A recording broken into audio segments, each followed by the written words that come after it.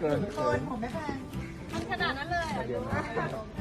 ไหนเราอยากทำการแสดงวันนี้ไงยิ้มสิยิ้ม ขอสีขอมาถ่ายรูปด้วย เร็วถ่ายรูปกับพี่ก็เร็ว จะลีลามากเร็ว เร็วถ่ายพร้อมกันไปยืนเร็วไป ไปกับป้าไปอยู่กับป้าแม่เลย นี่กับพี่เขานี่สิเร็วเราอะเร็วยิ้มเกรงอีกแล้วเรายิ้มเกรง